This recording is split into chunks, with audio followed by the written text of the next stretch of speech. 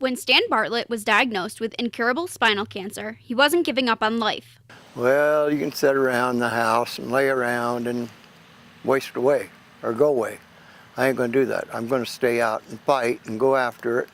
So I do different things in the neighborhood.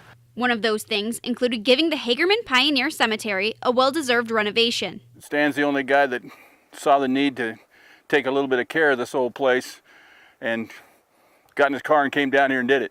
Stan started with uncovering the lost graves. He spent hours with a weed eater and removing excess brush. And this was all growed up in willows over here, which I got to brush to get out of here. I put that gate in there because I couldn't crawl over the fence. He searches through documents so that way he can give recognition to those buried, as well as identifying where bodies are plotted. Well, I just thought it was the thing to do and it would help the community. Some appreciate it, some could care less. One grave Stan took special interest to was that of a 3-year-old baby who else would have been forgotten in an unmarked grave. He changed that.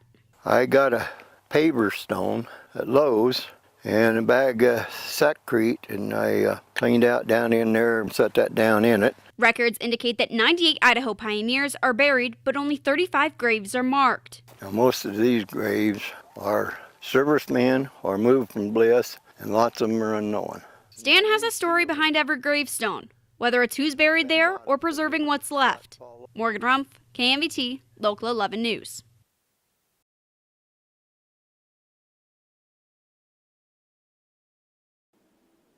When students are in school and they see something, they are told to say something. But what if the right thing to do, in turn, gets you in trouble? Well, that's the reality for one Twin Falls family. Fourth period, it was PE, so I went into the locker room and I grabbed my shorts out of my bag, and that's when I saw the knife. Our policy is a no weapons policy, so weapons cannot come into school at all. Knowing the policy, he brought the backpack with the knife inside directly to his gym teacher. I was sitting in the office and then I talked to the associate principal, and he said, because on the length of the knife, I was getting suspended and waiting for an expulsion hearing. His father wanted the truth. So I asked him, I said, hey, what were you thinking? Why'd you have the knife with you? He said, Dad, I didn't know it was in there. So we know mistakes happen, and so if a student realizes they've made a mistake, it's best to immediately go to their teacher, go to the office, go to the SRO, and make sure that they are aware. Regardless of doing the right thing, disciplinary action had to be taken even if it felt like a catch-22. The policy is based on law, and the law is very strict. It is absolutely not, it doesn't matter the circumstances, that student shall be expelled. I'm behind the rules. 100%, I get it. I understand. I agree with them. Of course, the time that the student shall be expelled depends on the circumstances. That's where we do have a little bit of leeway. What lessons can be taught from Joseph's mishap, though? And is there any change possible in the future? It was an accident. If it wasn't an accident, then I get it totally. But you can't have a kid do something right and then turn around and they're in trouble for it. It's very serious. Bringing a weapon to school, even without having bad intentions, is against the rules and it's against the law. Morgan Rumpf, KMVT, Local 11 News.